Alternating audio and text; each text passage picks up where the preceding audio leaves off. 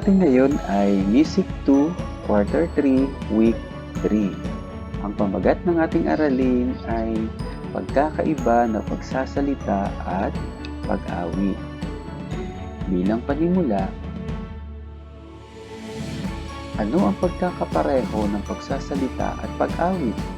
Ano naman ang pagkakaiba nila?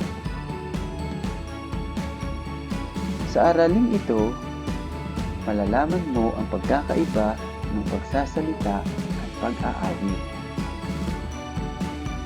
Ikumpara ang mga larawan sa ibaba. Alin dito ang nagsasalita? Alin naman ang umaawit? Ang unang larawan ay ang taong may kausap sa telepono.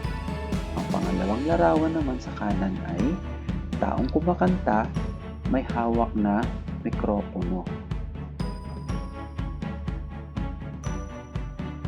Ang pagsasalita at pag-aawit ay parehong gumagamit ng tinig. Ang mga sinasambit o kinakanta natin ay binubuo ng mga salita na siyang nagbibigay ng kahulugan dito. Sa tulong ng bibig at iba't ibang panloob na bahagi ng katawan ay nakapagsasalita o nakaaawit ang isang tao. Mapapansin mo na ang payak na pagbibigkas ng mga salita ay walang malinaw na tono. Samantala, ang pag-awit ng mga salita ay may malinaw na may pagtaas o pagbaba ng tono. Mapapansin mo rin na habang ikaw ay nagsasalita ay halos iisang tono lamang ang iyong ginagamit. Ang pagsasalita ay binubuo ng tunog at baybay. Samantalang kung ikaw ay umaawit, ito ay may tono o himig na tumataas at bumababa. Kinakailangan mo nang matutuhan ng batang tulad mo ang magsalita upang mabigkas niya ang mga linya ng isang awitin. Ang pagsasalita ay likas na ginagawa ng tao, samantalang ang pag-awit ay hindi madalas gawin. Samantala, ang pag-awit ay isang natatanging kakayahan. Ang pag-awit ay mas nangangailangan ng persa o lakas ng katawan kung ikukumpara sa pagsasalita lamang. Halika't subukan natin gawin ang gawain sa pagkatuto bilang isa. Basahin ang iba't ibang titik ng awit pambata sa susunod na pahina. Una, bigkasin lamang ito. Tapos, subukan naman itong awitin. Ang unang pamagat ay paa, tuhod, balikat, ulo.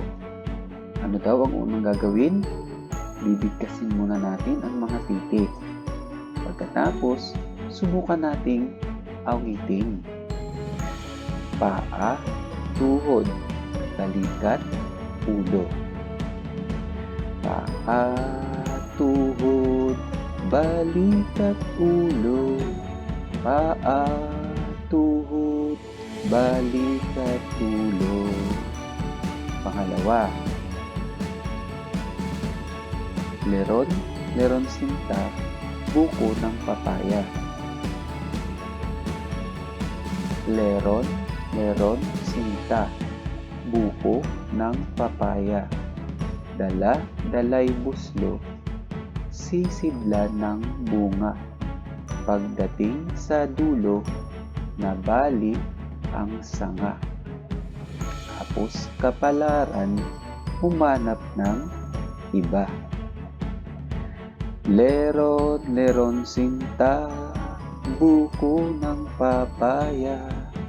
Dala, dalay buslo, sisidlan ng bunga. Pagdating sa dulo, nabali ang sanga. Tapos kapalaran, humanap ng iba. Pangatlo, sitsiritsit, alibangbang. Sa laginto, sa laguba. Sit, sirit, sit. alibangbang, sa lagintot, sa lagubang. Ang babae sa lansangan, kung gumiri, parang tandang. Sitsirit-sit, alibangbang, sa lagintot, sa lagubang. Ang babae sa lansangan, kung gumiri, parang tandang. Pang-apat, ito'y isang awitin na hindi lamang pambata dahil ito ay ating pambansang awit, ang Lupang Hinirang. Bayang Magiliw, perlas ng silanganan, alab ng puso, sa dibdib mo'y buhay, lupang hinirang. Duyan ka ng magiting, sa manlulupig di ka pasisiil. Sa dagat at bundok, sa simoy at sa langit mong bughaw, may dilag ang tula at awit sa paglayang minamahal. Ang kislap ng watawat mo'y tagumpay na nagniningning. Ang bituin at araw niya'y kailan pa may di magdidilim. Lupa ng araw ng luwalhatit pagsinta. Buhay ay langit sa piling mo. Aming ligaya na pag may mang-aapi ang mamatay ng dahil sa'yo.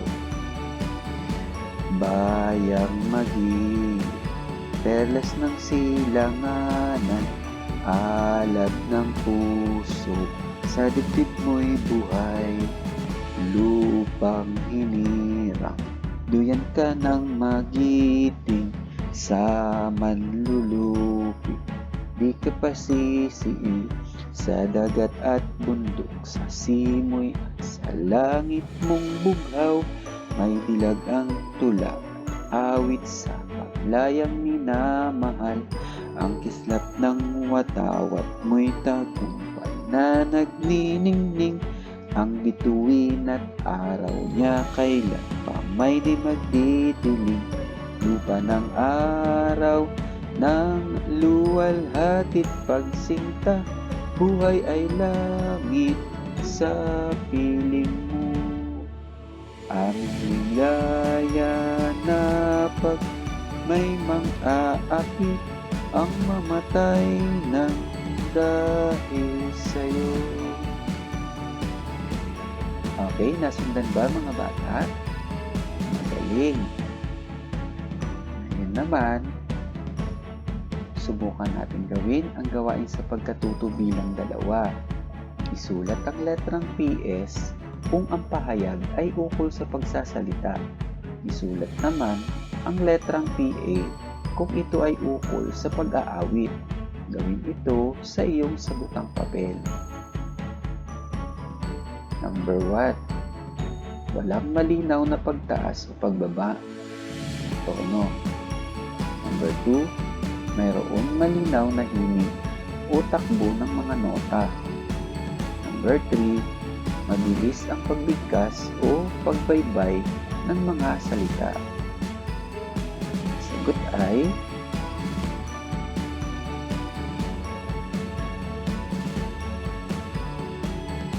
number 4. May mahahabang pagbigkas o tunog ng mga baybay. Number 5. Likas itong natutuhan at ginagawa ng tao. Number 6. Kailangan mo nang matutong magsalita bago ito magawa. Ang sagot ay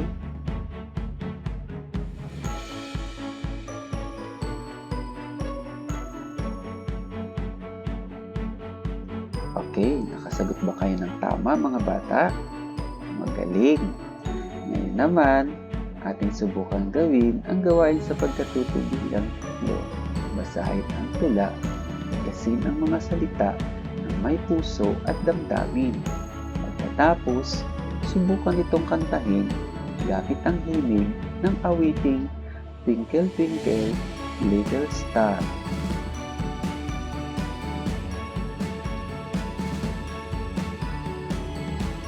Tala, talang maningning, kumikislap sa dilim, mataas at marikit, tila diamante sa langit. Tala, talang maningning, tinatawag ring bituin. Kapag ito'y ating inawit, gamit ang tono ng salitang ng awiting Twinkle Twinkle Little Star ay tala, talang maningning, kumikislap sa dilim, mataas at marikit, tila diamante sa langit. Tala, talang maningning, tinatawag ring bituin. Ayan, nasundan niyo ba ang gawain sa pagkatuto bilang 3 mga bata? Magaling! Naman, ating gawin ang gawain sa pagkatuto bilang. Nabigkas mo ng maayos ang mga salita. Nakanta mo ba ito ng may kaaya-ayang baybay at tono? Ano ang mas nagustuhan mo? Ang pagtula o ang pag-awit ng liriko? Bakit? Subukan natin gawin ito. Punan ang mga patlang ng mga wastong konsepto upang makabuo ng makabuluhang talata tungkol sa aralin. Ang mga pagpipiliang salita ay salita, lungkot, damdamin, isipin.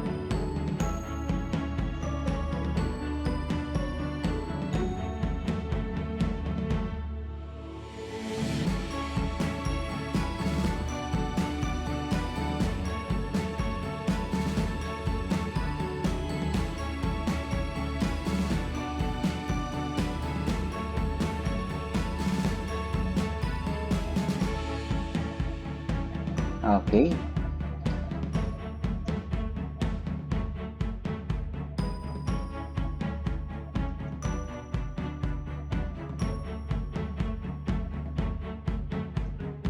Nasagutan niyo ba ng tama mga bata? Magaling!